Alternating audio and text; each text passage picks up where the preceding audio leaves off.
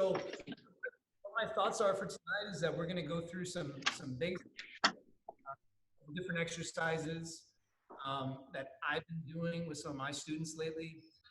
Just some stuff, like some of the stuff is probably things that Joey's been sharing with you guys that we've worked on in some of the seminars, but some of it might be different, or some new stuff, and we'll just go like, usually the way I'll kind of do this is I'll explain and demonstrate, and then I'll have you go through it.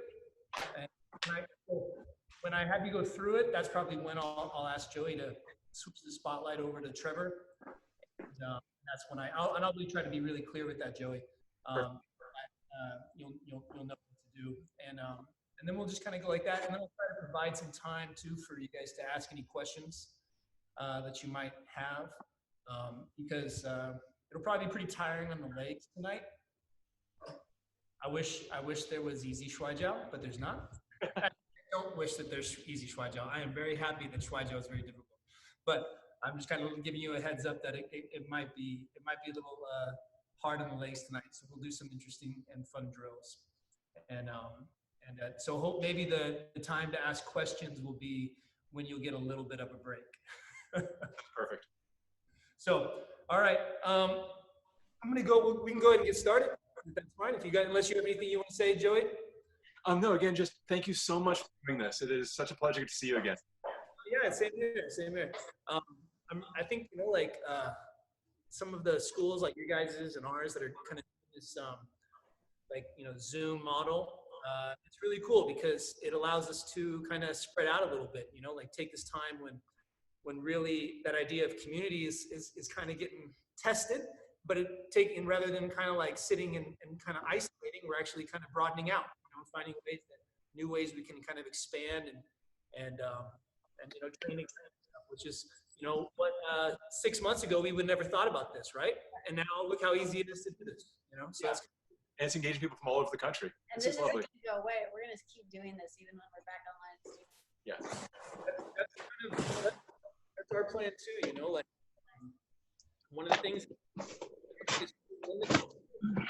martial arts is that, you know, do you happen to live near a teacher that is really good, you know, or does what you want? And like if you're in a big city, it's great, you know, all you guys are lucky. You guys are really close to Joey, you know, like you guys can come and practice with them. But everybody's lives are so busy. Like what if you like can't make it from work? You know, you can just tuck into the break room real quick and hit Zoom, and like you can still join in, you know. Like I've had people be doing that in classes and stuff, like, you know, like they can't get off work. Usually they would either be late to class or they just have to skip it, but they just go out in the parking lot or they go into their break room or something and just be able to go to class. So it's kind of cool. So, all right, let's go ahead and get started. That's good. We're going to go through the waist exercises. We always do these no matter what. And I think you've probably been doing these with Joey. So let's go ahead and get started. So feet together, hands on top of the head, okay? And then circle the waist. This is LaoShi, small swirling waist. As big a circle as you can get at the waist. Imagine that like a rope that's connected to the ceiling and connected to the ground. And so if you were to circle that rope, the largest circle is going to be where your intention is at, but there's going to be a smaller circle kind of going up and down the rope. And so that's the same idea. The largest circle is here at the waist. There's a smaller circle connected going up and down the rest of the body, but it gets smaller, coming almost to a fixed point at the top of the head and then a fixed point down at the feet. Switch direction. We keep the hands on the head and the feet together because it's harder. Always make it harder. If it's easy, you're probably not doing it right. Nice and big.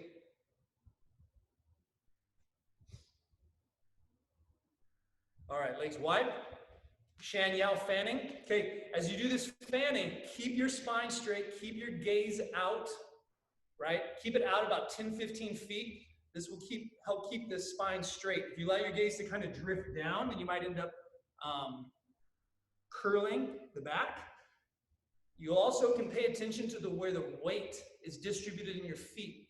If you feel your toes digging in, then you're not pulling the hips back enough. If you feel your heels digging in, then you're pulling the hips back too much, okay? So you want the weight staying in the forefoot, right? So you can have right now hands on your hips, here at your chest, or above the head. It's just gonna get harder depending on where you place your hands, all right? So we're gonna do 20 from here, just going down to parallel. No back bend or overextension when you come back up. Just come back up to neutral.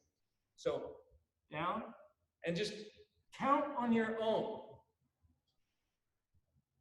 Just to 20. You don't need me to count for you. Paying attention where the weight is at, keeping the spine straight, gazing out. Just ShuaiJiao. You don't need to go past parallel for this. Just about where the spine is parallel to the ground.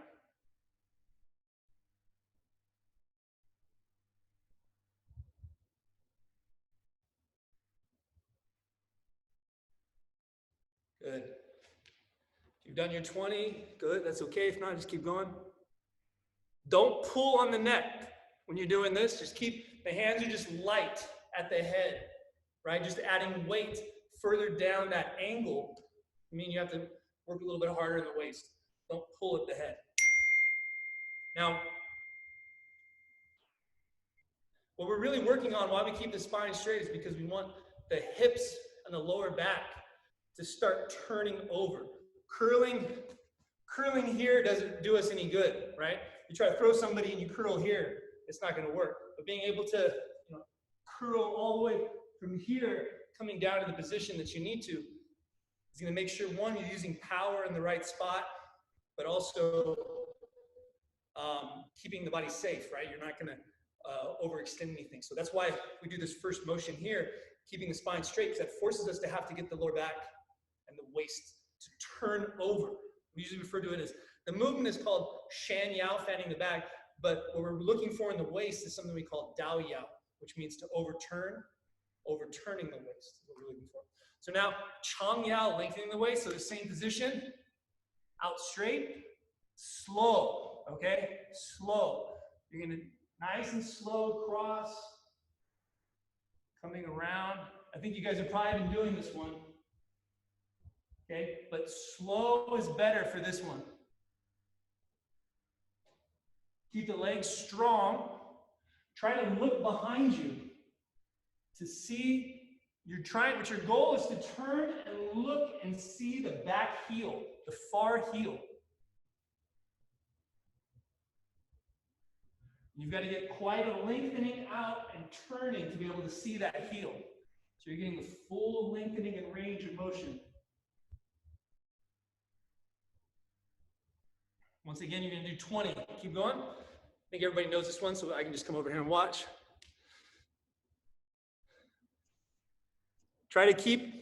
Don't raise up. Try to keep the body parallel the whole time. Don't lift up.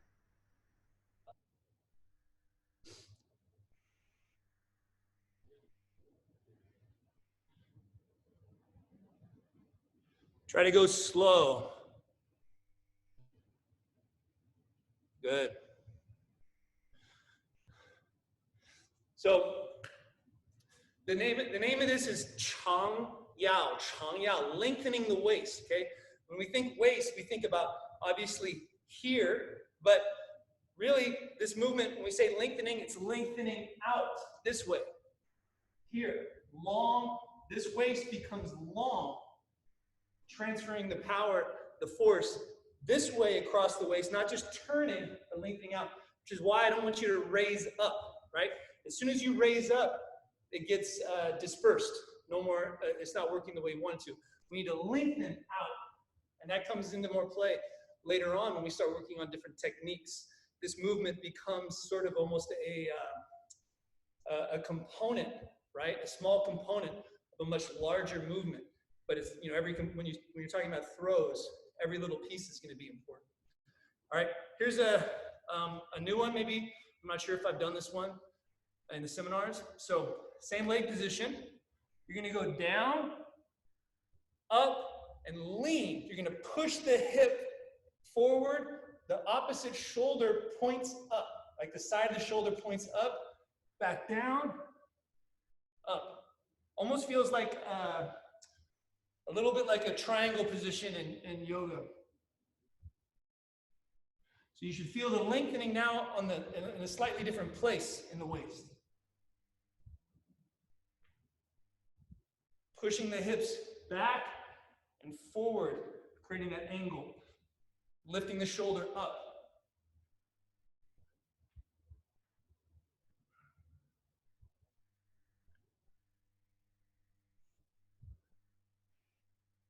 Keep going. Yeah, and you want to look up. Make sure your legs are wide, a pretty good width to your stance. What that does is that forces the movement into the waist. If your legs are too narrow, then you might start twisting in the knees or in the hips too much, and it gets harder to focus. By having the legs wide, we're making it so you almost have to move at the waist. And then once you become more connected to the movement at the waist, it's easier to keep things where you need it, right? Good. Okay, now into the Chong Yao movement, the full movement, all right? So, well, not the full movement like the throw, but the full warm-up movement. So usually we've been doing this going straight across. Now there's going to be a sort of rhythm between relax and drop and swing and engage and come up and out. So my ending position is the same, but now to go between the movements, I kind of relax and let everything drop down and then out. And then relax, drop down and out. Relax, drop down and out. So there's sort of a swinging that happens here. So you want to feel this relaxed movement comes from the waist and swings out and around. Same thing, don't stand up.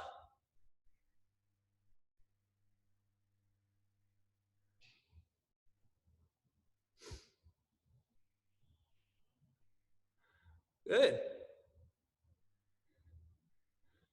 Relax, let the head drop and swing, keeping lengthening from the side.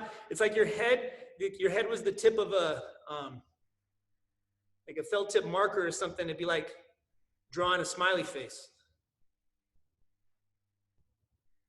That was good. I got to peek in to see names if I want to give individual critiques, but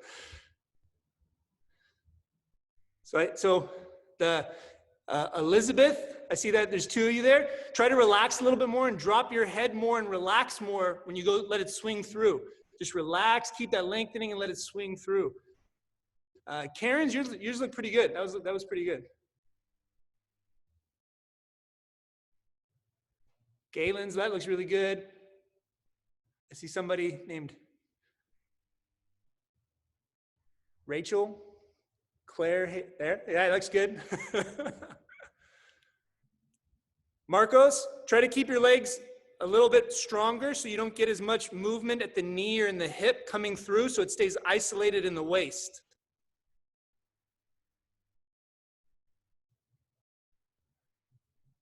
That looks better.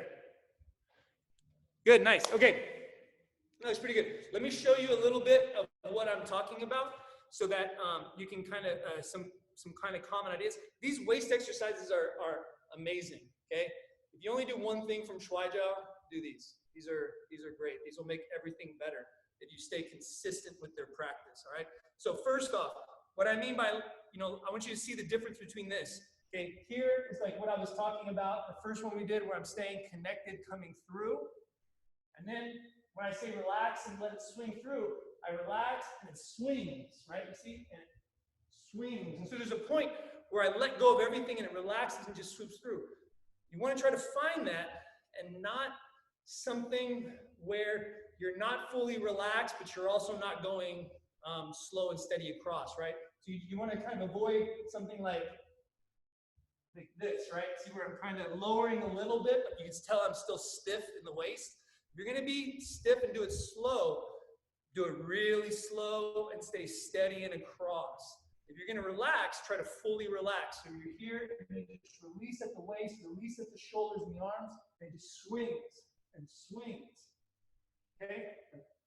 So you can start to get that movement back and forth. I equate it to like the neck of a bull, right? You see a neck of a bull or even a horse or something, right? It swings its head, its neck across so powerful, right? It's the same sort of feeling you're trying to get in your waist. Now with the legs, if my legs aren't strong and connected to this movement, then what's gonna happen is you see my hips start doing this, my knee comes in, I get too much movement here in the hips. Now the issue with that right now is that we're trying to isolate, develop, and strengthen the movement in the waist where most people don't have much connection.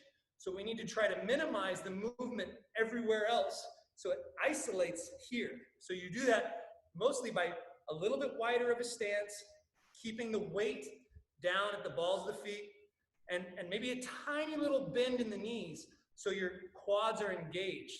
And that way, when they're engaged, when I'm here, I can feel that lengthening kind of spreading it out, like I'm almost pushing, opening the stance so that there's not that much movement. Right? You can see it maybe better if I'm at the angle here. There's very little movement in this part, just a tiny little bit.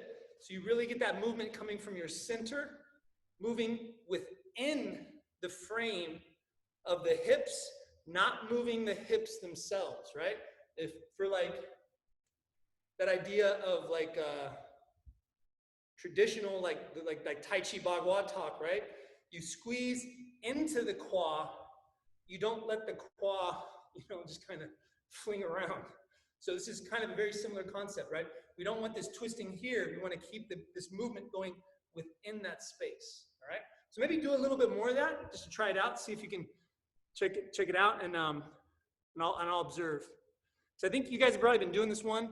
I can tell you guys have been doing this one already, which is why I'm giving a little bit of, you guys are ready for some more kind of cues.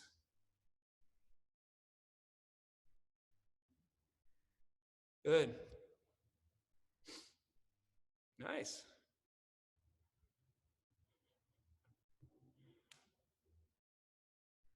Okay, looks good. Okay, now we're gonna do a movement. This is called Yao Bar, rolling the shoulders. Yao, this is not the Yao like waist, this is Yao like Yao Gun, rock and roll, right? So Yao is roll the shoulders, and shoulders is what we're really meaning is back. We're rolling the back, okay? So I'm gonna demonstrate a little bit. I'm not sure, Joey, if we've done this one before, maybe a little bit, I can't remember. But it's really important, it's really good. So we're gonna get this kind of mid-range horse stance, right? Not too wide, not too low, a slight forward orientation, right? Not like not here, a little bit forward. This is kind of like our ShuaiJiao kind of mid-range horse stance. And then you're gonna roll the shoulders up and over, okay? The hands got this kind of palm-to-palm relationship, swinging as if you're rolling, or like you're almost like you're in a canoe or a kayak or something, right? So just go through this motion for a little bit. Look up at the top hand. Keep a gentle extension through the arms. A gentle extension through the arms.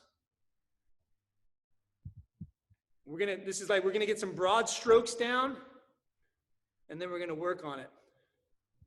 Joey, have we done this before? I'm looking at you. You can just nod yes or no if we did. One time? Okay. I can tell because you're doing it pretty well, so I figured we must have done it. Okay, now let's clean it up so we could get the benefit out of this, right? Because this is another one of those moves that if you did this every day, you're going to see a lot of benefit, right? You're going to see a lot of carryover into other areas. We all know that in Chinese martial arts, power is supposed to come from the back, right? Not the chest. It's been able to connect the power from the legs that gets amplified in the waist and then comes through the back into the arms, right? So this connection here from our thoracic spine and our back, right, Chinese, the waist is all of this, and back is mostly what we call our upper back, right? So that connection is really important. So first off, when we're doing this movement, feet, knees, hips stay straight forward the entire time. No twisting like so, okay? This stays straight. And as you're rolling, it's all got to come from the thoracic, all right? So if you watch from the side, it might be, you get a different view, all from the thoracic. You're going to feel a sort of connection and energy coming up, but you have to keep it within that frame. You want to feel the strength coming up from the ground, right, and through the waist, but not let it create any twisting or movement. Spine stays straight. The slight forward lean, spine stays straight. Good. Don't lean too far forward. Don't lean too far back. A good rule of thumb is your shoulders are going to be in the same plane as your knees. Okay? The same line as your knees. My arms are kind of just hanging like a gorilla. They hit my knees. Okay? That's kind of a good rule of thumb for that position. Joey, bring your stance in just a little more narrower. You have such good stances, but I think you'll feel it a little bit more in the waist if the stance comes in just a little bit. Yeah, good. Okay, now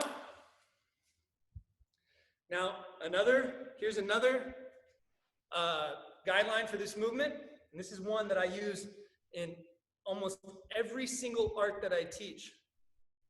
The elbow does not go behind the line of the shoulder, okay? This is basically the concept of hansheng babe, right? Or the curves in the body. What I mean by that is if you can see from the side, here it's easy. The line that crosses my shoulders and the line of my elbow, it's in front. If I start to open here, you see now, it's behind. You'll feel it because you'll feel a little stretch in the shoulder. We don't want that. You're having all this force either coming up through the legs, the waist, and the back. If you open up at the shoulder, it's all going through basically the smallest muscles that you have in this chain, which you don't want, okay? You want it to stay going through the muscles here in the back, which are maybe one of the strongest muscles in this chain, okay? So if you have this idea that now, almost like standing meditation, right? Now, this is staying this connection, right? You see how when I turn, it's connected, okay? The elbow stays in front. You're seeing the range of motion, but don't look at the extremity of the range of motion. Look at the beginning of the range of motion and all the pieces in between, how I'm moving from my thoracic up here. So now when I roll the shoulders, I keep that relationship. I don't just swing the shoulders back, feeling that stretch at the shoulder. I work it from the upper back. And now you're rolling the shoulders. You're not just whirling the arms, right? There's a reason this isn't called whirling arms. Okay? Your feeling should come into the back with this. We learn everything from our extremities, usually from the feet and the hands in. That's why so many traditional Kung Fu forms are so big and exaggerated. But we want the feeling and the connection to move inward. Okay. Nice. That's looking better. You should, when you're done with this, when you're done doing this move, go ahead and relax. You should feel some like kind of activity here in your lats. You should feel this more like, almost like Tai Chi kind of feeling, right? Where your shoulders are heavy, elbows are sinking, chest is relaxed, back is kind of lifting away, right? Which is the meaning of, right? Hansheng babe, Qinjiang ShuaiJiao, right? So any questions on that one? This is a really good movement. This is a movement that my appreciation for it has grown and grown and grown over the years as I've been practicing, and the connection it has to all the other arts has just gotten deeper and deeper and deeper. So it's one that I make my students do it every day now as like an active recovery. Any questions on this one? I have a question. I felt a little dizzy with the turning the head. So just look up at the hand. So just kind of up and up. Okay. If that makes you dizzy, don't do it. Okay. Cool. I think I might have been turning too far. Yeah, and try to keep your spine straight, right? It's a tendency to kind of tilt a lot at the beginning. I didn't see you really doing that, but it's a tendency to do that. You want to keep the spine straight and the head is just kind of glancing up and up. And if you start to get dizzy doing that, well then just kind of keep your gaze forward and down and you'll be all right. Okay. Thank you. Hey there, this is Han. I was curious, how much draw on the abdomen is there supposed to be?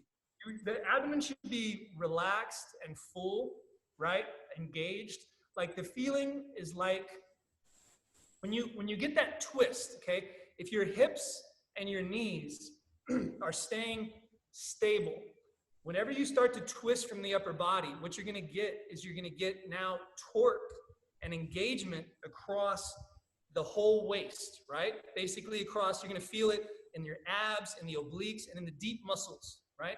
That's what you want, because that's where you have a lot of power, creating a lot of stability, keeping things straight.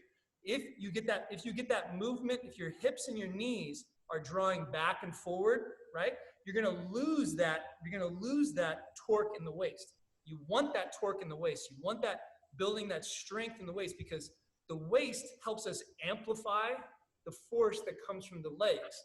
It does that through engaging and turning and twisting slightly, okay? So as you're doing this, you're gonna feel it kind of like it's like engaging over here, then engaging over here, and engaging over here, and kind of that feeling, that full feeling. Does that make sense?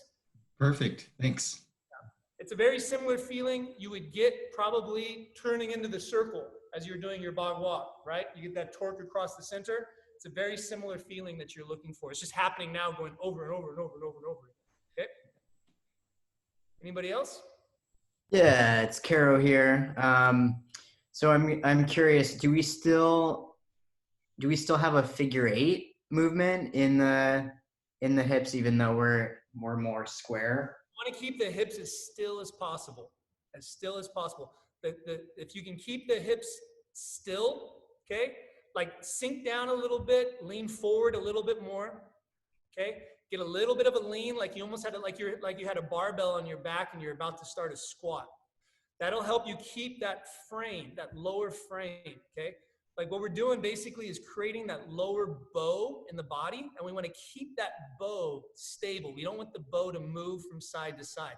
Now doing figure 8s, there's nothing wrong with that. We do figure 8s like in like silk reeling exercises and some bagua exercise, all kinds of stuff. But for this exercise, what we want is we want to keep it stable so you can feel the force running through that frame and through that bow. And so you want to try to minimize that as much as possible. Cool. Yeah, I'm feeling it more in here rather than the back. Yeah, that's what you want. It's going to feel like it's this part here, around this belly, right? You can see how my hips are staying forward as I do this, right? And it comes here. If I do it on the side, right? It all stays. And so I can get a lot of force through this movement, a lot of wheeling force that comes up, and I'm not losing it by twisting. There's nothing wrong with twisting under the right circumstances and for the right reason, right? It's just for here, we're trying to really get that idea of connecting through this frame and getting a lot of power coming from the waist. It's a way to try to integrate the power and stability from the legs and the waist and the back, okay? Which is a lot of what our training is in CMA, right? Trying to integrate the different parts of the body and bring them into one. And sometimes we do that by isolating an area, and sometimes we do that by bringing them all together, okay? Cool, thank you. And this is one that you can do with, sometimes I do it with a stick, sometimes I do it with a belt. We train this so many different ways, big circles, small circles, weighted, moving, all kinds of stuff, okay? And it also shows up in throws, it shows up in off-balancing techniques, and we'll actually kind of move into that a little bit. So let's actually move into that. So let's do We're gonna come back to this a little bit in the context of another technique, okay? So we're gonna work on our back step, our ShuaiJiao back step, okay? Now this is some basic footwork you can watch a little bit while I demonstrate, and then maybe while we practice it, I'll ask Joey to highlight Trevor. But for right now, I'm gonna demonstrate. So I start off in the same sort of beginning position. Imagine that there's a box in front of you, okay? Like I'm standing on two corners of the box, and then there's the other corner of the box up here. So my back step is I step across to one corner, so my feet are in one line, and then my back leg goes behind to the other corner. So I'm crossed up. Make sure that your feet are in one line. Don't step behind it like you might in a form, right? Where you might step all the way behind. Stay on one line. If I do it from this side, okay, I step across here. You see, one line. Now, when I do that, I sink down and I twist. I'm actively twisting so my shoulders are still facing this way. You should still, once again, feel that torque here, but you're also going to feel it in your hip. And then on the balls of the feet, you're kind of pushing that way, and then you're going to uncoil to the other side. Drilling on the balls of the feet, coming into still a squatted position. I always say there's only two heights in this drill, low and lower, okay? So you can watch a couple times, and I'll show from a few different perspectives. So I'm here, I start low, I step across, back step, here, twist, feel the torque, turn.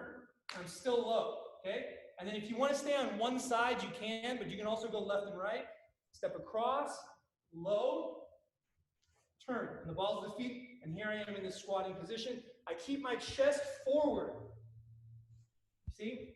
I don't come here and go like that. I keep it here, forward. On the balls of the feet, staying low, okay?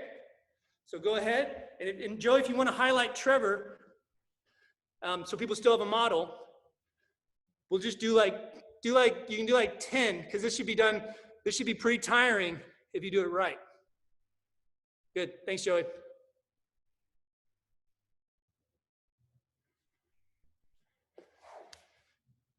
Good, that's good twisting into that back step, Rachel. That's good, Galen. And I apologize if I mispronounce anybody's names.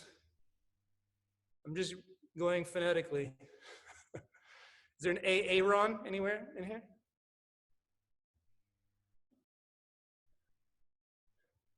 A little more turning, Robert, when you go into that back step, turn more towards the other way. Keep that left shoulder coming, and now torque around. Yes, that's it. As much twist and torque as you can.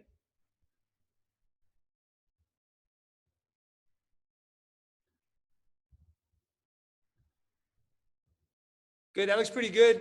The Elizabeths. Han, that looks good. Han. I don't really care what the hands are doing. That looks good. Yours is looking good too, Marcos. Okay, relax. Okay, if slow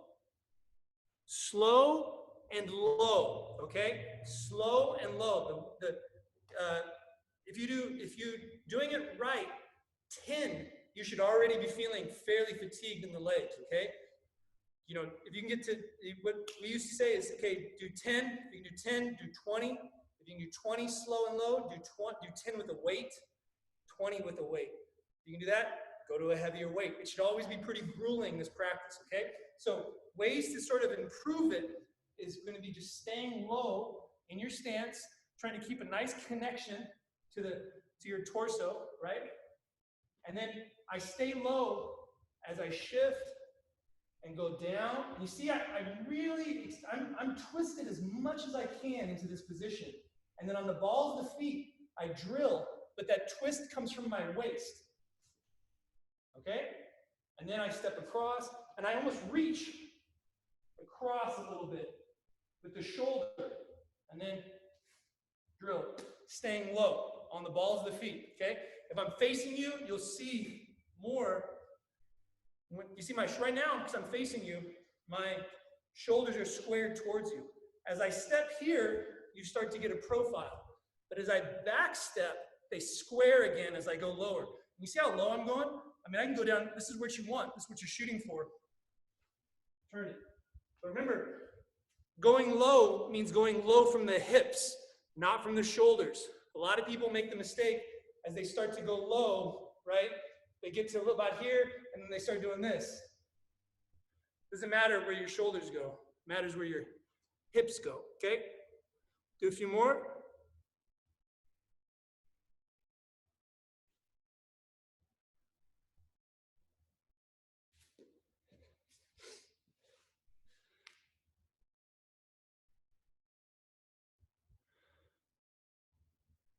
Good.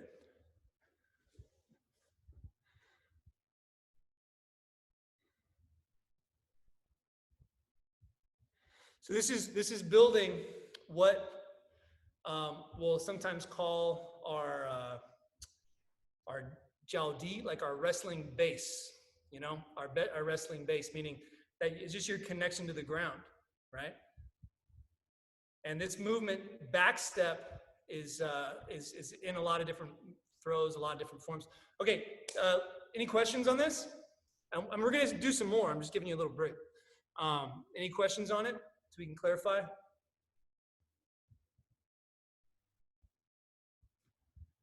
When I step forward, I feel like the weight shifts to the front when you step forward, right? And you're in like a lunge with your legs almost over crossed. That's actually a good question. Okay, so let me.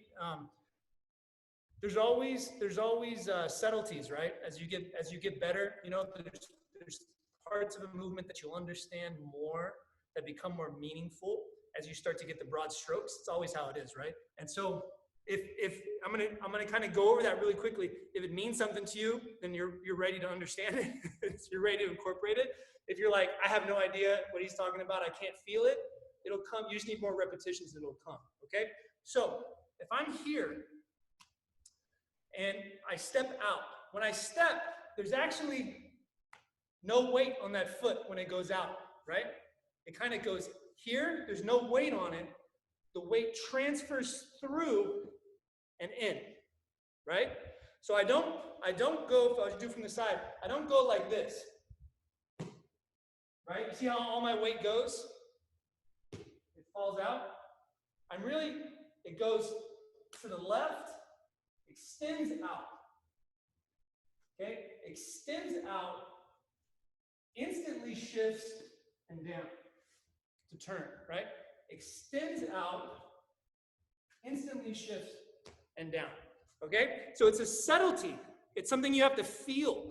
Watching it, you might be able to tell if it's done really poorly, right? If somebody's really kind of falling forward, but otherwise it's going to be a subtlety that you just kind of have to connect to, right? The reason why is because we have to connect it to how we're going to use it.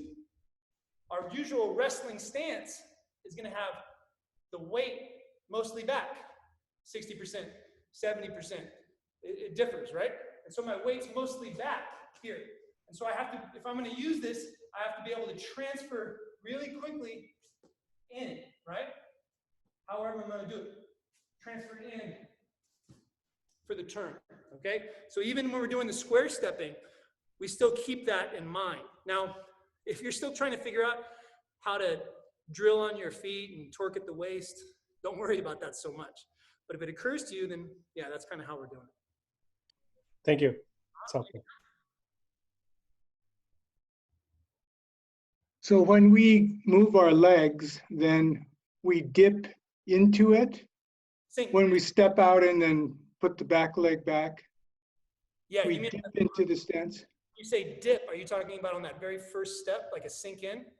This one, and then here, and then you dip into it, and then you come up and around.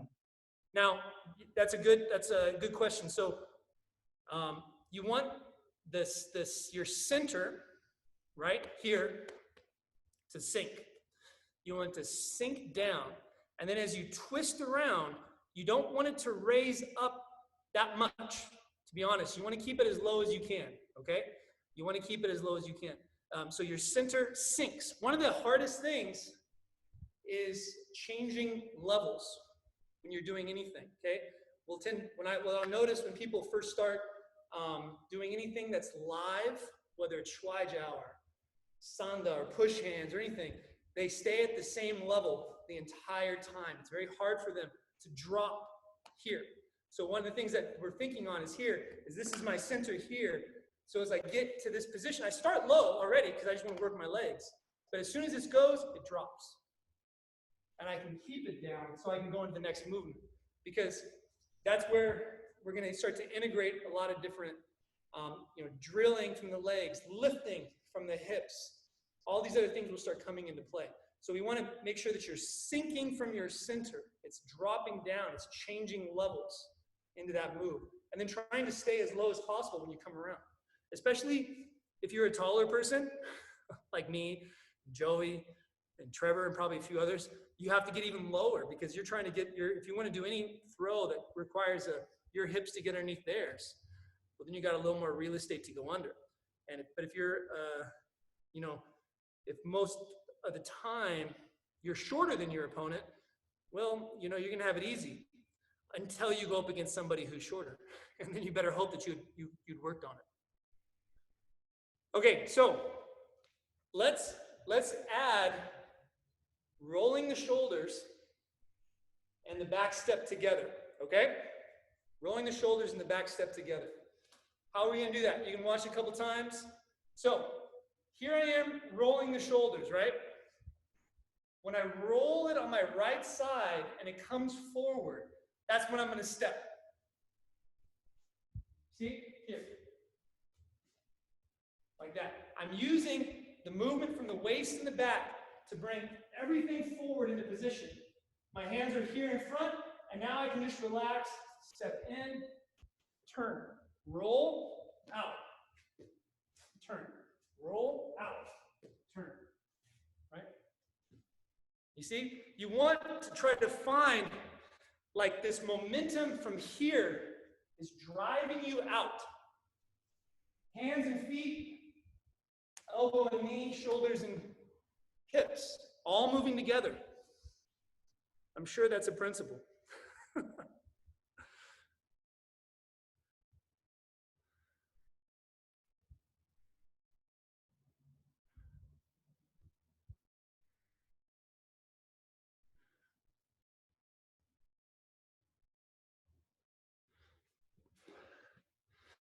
Robert, that looks pretty good. Is it Caro? Both, any one is fine. I'm sure it's not the first time somebody's mispronounced your name. It's Caro, but Caro. close enough. Caro. Everyone to say Iroh, like from Avatar. That's how I want to pronounce it. See, really work from the back, almost like you're getting momentum from that move.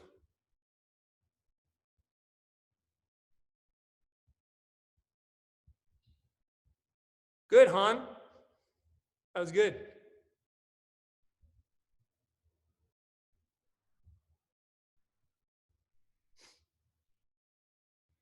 Good, Joey. Joey, emphasize that first rolling of the shoulders. Try not to think about it. Try not to think about it in context of the hip throw, right? Just try to think about it like it's almost like your hands are slamming down on a table or something that's the same height as your shoulders, right? So if I'm here, as this rolls through, it's like, you see how I stop it? Like that, right? And then I can relax and come into the next movement. I'm really trying to think about this part of the body coming through.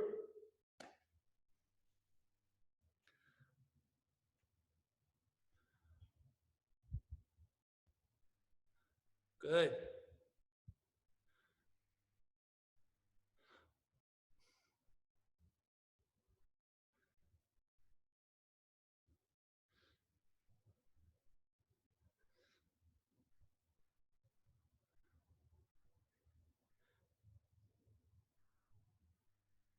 Good. That's pretty good.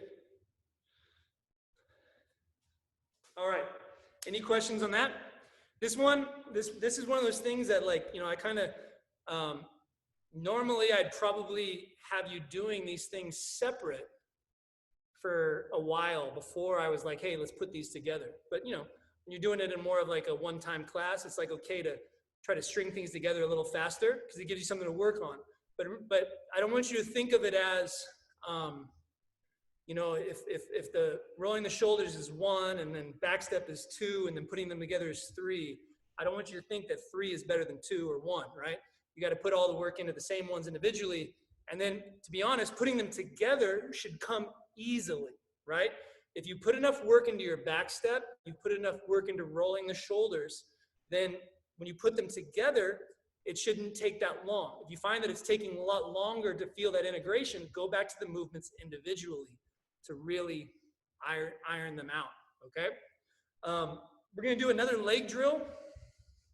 Now, this leg drill is from our forward step, follow step, okay? Forward step, follow step is a drill, is a movement that you find in every style of martial arts, right? I mean, not even just Chinese martial arts, like any martial art, you always have this forward step, follow step. But there's a practice that we do in ShuaiJiao that I found, I learned it in ShuaiJiao, but I teach it to my Xingyi people, I teach it to my Bagua people, because I find it really helps with the footwork and the drive. So I thought it would be kind of an interesting one for you guys to work on, okay? So, is how it goes. I'll demonstrate it a couple times so you can, from a few different angles so you can see.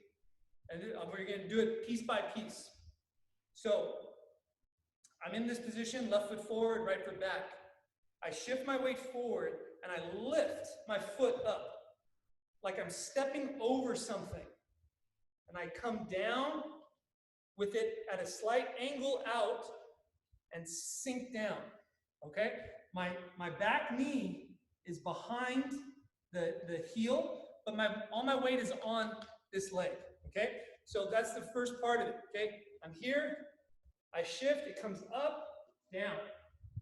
Okay, up, down. Make sure your weight is on this leg. Don't split it on the back leg. 90% or more of your weight should be on this front leg. Okay. This part of the movement is not really forward step or follow step. We call this gaibu, cover step. Okay, so from this angle, I come up. It's like I'm stomping down. Okay, get all the weight as much as you can on that front leg. So you still have that little slight forward lean, and your kind of angle, momentum, direction is moving forward. Okay, that's pretty good. Now, here's the fun part. Be mindful if you're on a slick floor, okay? So, here, you go down, sink, keep yourself going forward, drive off this leg, here, into this position, okay? Don't raise up. Come down, sink, drive, out. And you're gonna end up in a lunge. That back leg should stay, the back foot, or not, well, the front foot, that starts off as the front, that becomes the back, doesn't slide forward yet. Out, okay? And you end up all the way forward. Good, that was pretty good. Sometimes I look at one person in particular and I say good, but you could all just take it. But I was looking at Karen, that was pretty good. That was good intention. Good, Han.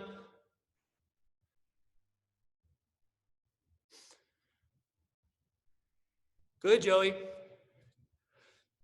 When you do it, and maybe some of you will pick up on this, some of the others, when you push off the back leg, drill off the back foot, internally rotating the leg, so you end up in more like a runner's lunge. You're getting more out of that back leg drilling. Drill that leg more, Joey. There you go. So it's almost like that momentum will be coming at it, like almost spiraling in. There you go, like it's almost spiraling into that front leg. Okay, watch what I mean. If you guys want to watch in. Okay, I know sometimes it's hard to see the angle of the back leg. Okay, so I'll do it from a few spots. When I come down, it's going about 45 degrees off my center line. As I go forward and I'm driving forward, it drills. You see here, it drills forward. And so it ends up rotating in like that, okay? If you're looking straight on, which I don't know how that would work out, but it comes in, you see how it ends up straight, like that. I'm almost tucking in to this leg. All right? Now, you want this to be explosive, driving off that back leg, okay? So you really want it almost wants to feel like every single one is like you're jumping as high as you can and as hard as you can. So when you come down into it, I'm coming out as hard as I can, but I want to keep it fixed. I don't want it yet kind of moving forward like that, okay?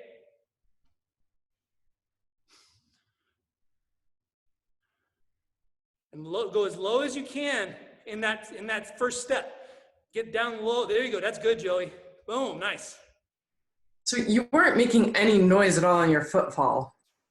Because I got those ninja skills. Okay. So should we also be, I mean, like if I try to land more forcefully, I'm tending to make more noise. And is that wrong? Okay. You want to imagine the leg going down like a shock absorber almost, right? So that's why we go slow in the beginning. You go slow so you can kind of absorb your weight going down onto it. And then as you get better, you'll be able to actually go faster and still have that sort of absorption. So that's actually a really good question. And it kind of leads me into what I was going to say. So how to make this even better, right? Or hard, not better, but harder work, okay? So like Karen was asking, not making a sound. First, I lower slow and out, right? I want there to be almost like a spring, compressing, firing out. And so I go slow so I can feel it and out. Then, as time goes on, you can allow yourself to almost like crash into it. You know, as I go down, it's out, okay? You're allowing your body weight to really hit and go. And so now your legs have to really work that engagement in the, the eccentric phase? I don't remember. And then out, right? Compression, expansion, we'll use that instead, okay? And so the quicker, the more force you can compress, the more power you can get to expand out of it. And so it just takes time and practice. And so then how you can kind of do this right now, because of limitations in space, we're doing one at a time. Usually what I would do would be something like this. I would come one, out, follow step. Then here, out, follow step, bring it in.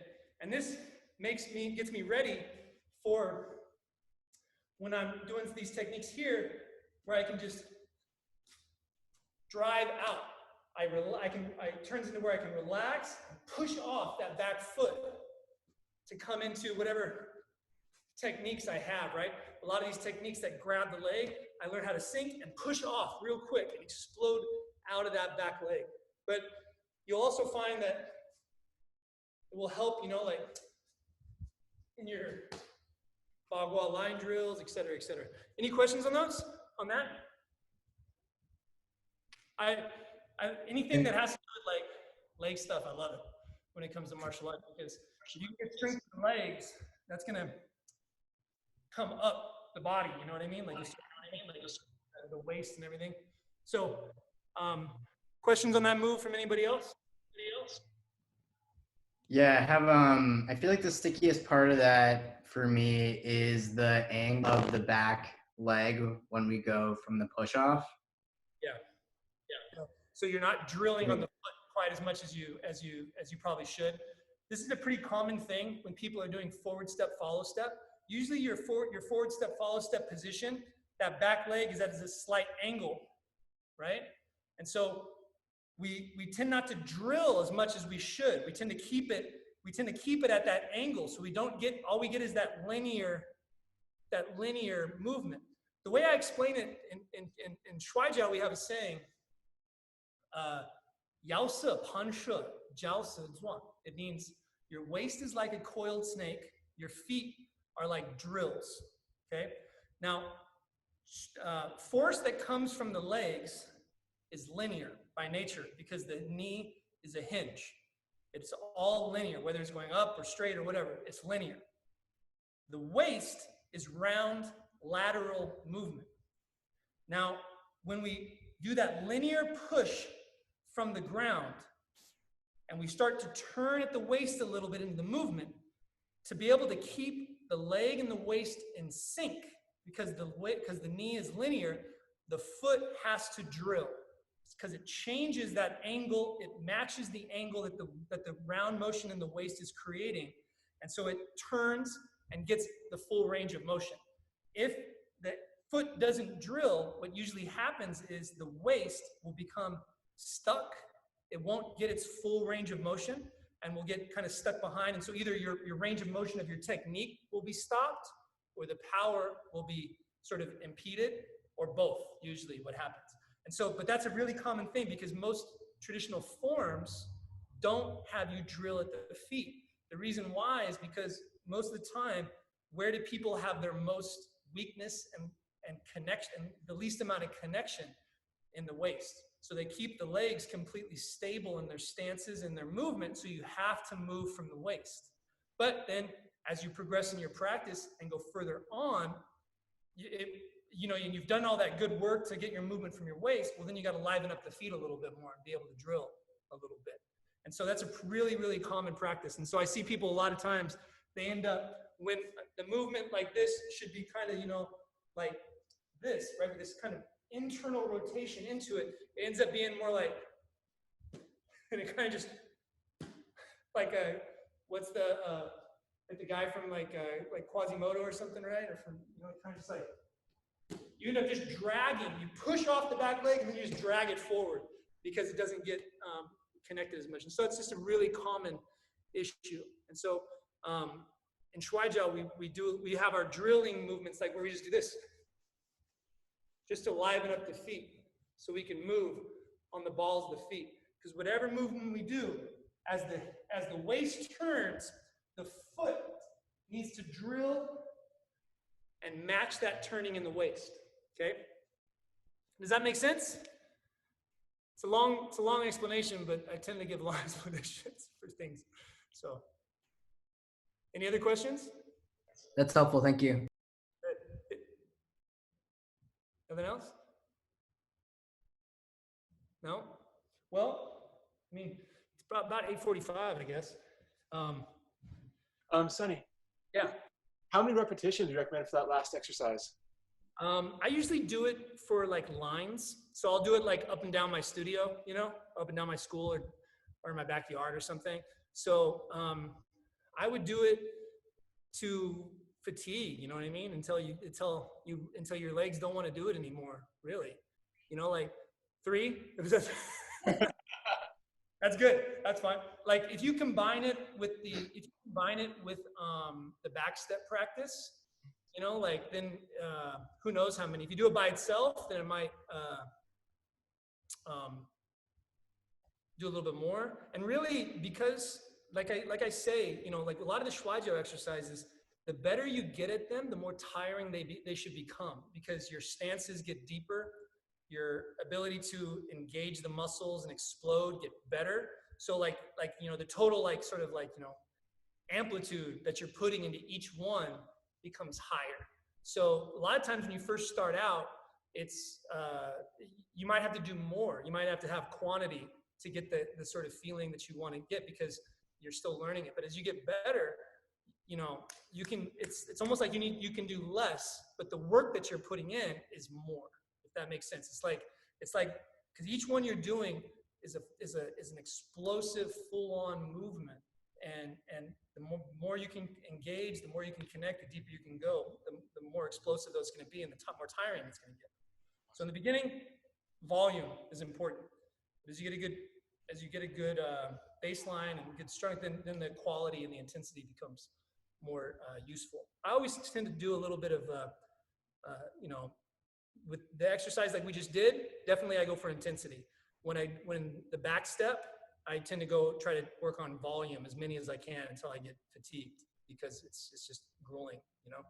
Maybe sometimes I'll do it for time with the back step, try to work up to 90 seconds, 2 minutes of just doing it back and forth, you know. So there's lots of different ways to train. Awesome. And real quick for my students, the warm-ups we do in class are drawn directly from Sonny's work. And so if anyone has any questions about those warm-ups, you know, he is the authority on that. This is a really good chance to ask those. So you're all doing it perfectly? That's good. Right. I was noticing in the way that you were leading us with one where we're swooped, and then also here. Yeah. You know, looking at the opposite foot was really drawing me back more. Yeah. And I found in the way that you had more of a focus on maintaining that parallel to the ground rather than coming up. So it's really that was work different muscle groups for sure. That's really important. What I say is like intention is very important in Chinese martial arts. I mean, it's such an important part of Chinese martial arts is your intention. The intention is drawn from the purpose and application of the movement. The purpose and application of the movement help develop your intention. Then the intention and correct body mechanics lead your solo work. When that stuff's in the correct place, then your solo work will have much better carryover and crossover when you need it. If there's a disconnect, then it might not carry over. And so sometimes those little details, like turning the head and looking at the back foot, right, are little details that that really get kind of blown up when you go to use the movements, right? That turning the head we call is bien lien, which means like turn the head or whip the face, whip the head around. And what that does is it helps lead the movement to its furthest extreme so that your range of motion will go to its furthest extreme. And that sometimes is the difference between a person going down or just being inconvenienced. You know what I mean? And so sometimes like those little things make a really big difference. And so when you understand the purpose and the application of it, you know, it can help you adjust your intention when you're practicing. And obviously your intention is also developed through the repetition of your technique and your practice, right? Once you understand your first 500,000 repetitions is going to be very different your second 500,000 repetitions. And so your own ability to understand that intention and the body mechanics will progress over time, even though the things that I say or Joey says probably won't change.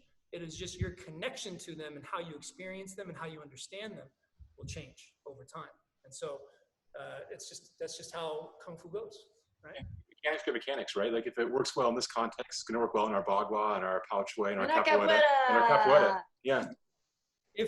In my experience, when the body mechanics are sound, they kind of transcend whatever the style is, right? If the body mechanics don't translate, like sometimes you see people who do Kung Fu or stuff like that, and they end up trying to tell you these really weird body mechanics, you know, and you try them out, and it just feels weird, and it doesn't help you. And you know, it's like it only fits in this one little certain circumstance. Right. It's like maybe they've had to sort of disconnect somewhere in the intention and the movement, or some part that was supposed to be meant in a very isolated situation gets kind of wrought large, you know what I mean? Like, and it shouldn't be. And so, yeah, in my experience, when body movement's good, it's good. It doesn't matter what you're doing. You know, it doesn't matter if it's like, say, capoeira or whatever. You're going to find the overlap. Any other questions? What's the style of footwear you have that allows you to drill like that thousands of times without a hole in the bottom? Well, they're wrestling shoes, and they do have a hole in the bottom right now. They're quite old. The hole in the bottom has taken. I've been wearing these ones for like a couple years, actually. So, wrestling shoes. To be honest, like it's really funny. My first kung fu school that I ever went to was a praying mantis school, like 20 years ago, and the teacher there recommended wrestling shoes for our practice, and I wore them for a long time. And then later on, when I was doing bagua and tai chi and stuff, I went into I was wearing feiways and all that kind of stuff, and whatever I was wearing. And then later on, I started wearing wrestling shoes again about 10 years ago, and they're great. Wrestling shoes are my favorite kung fu shoes. Whether it's like I wear them for bagua, I wear them for ShuaiJiao, I wear them for tai chi sometimes if it's cold. Like they're great. So that's what I recommend. Cool. Yeah, quick question. Yeah. Yeah, how do you feel about Feiyue shoes as martial arts shoes? The feiways, I Yeah. think they're all right for like simple form practice. They're pretty good. They don't hold up to a whole lot of impact or a whole lot of drilling movements. You'll replace them every 3 months or something if you're really going after them. And sometimes the feiwei shoes, they really go over the top with the gripping on the bottom. And so I've seen people actually tweak out their ankles and stuff with feiweis because they don't drill enough. But it also depends on where you're practicing. I wear feiwei sometimes, like when I go grocery shopping. But I actually really find wrestling shoes to be even more comfortable than feiweis. Like they're so comfortable, especially Asics. Like not even expensive ones. Like they're like I buy some that are like $40 and they're just great. Yeah, even on the concrete ground, like the hard floor ground. Yeah, they're really good.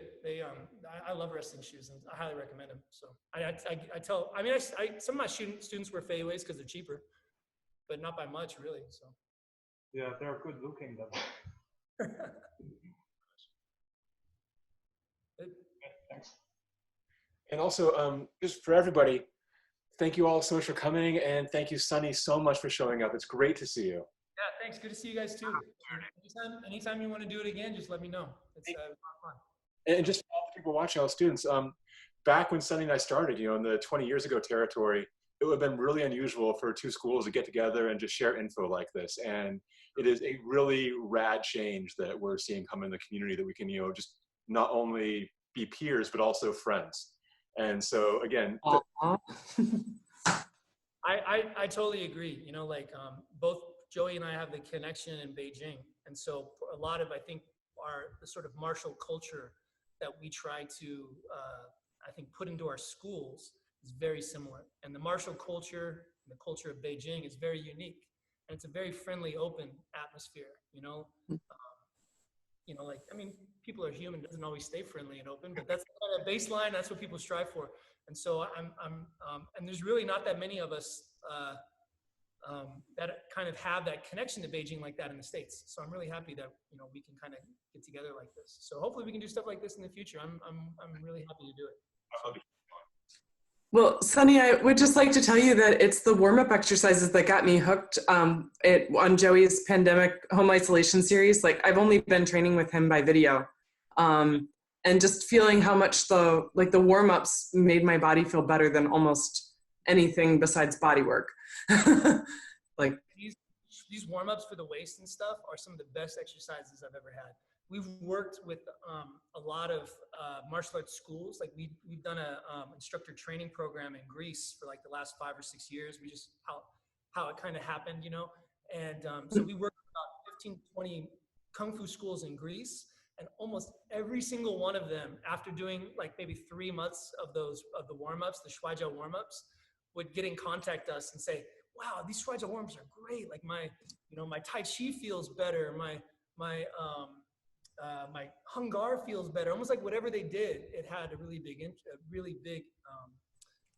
effect. And I just had a student of mine that trains only with me online from Alaska, who's doing these as well. And he just contacted me the other day, and he was like, "Hey, my back has been bad for like, 2 years, and I've been doing the warm-ups for like the last 3 weeks, and it hasn't been, this is the best it's felt, and I don't make any claims that that's going to be true for everybody, but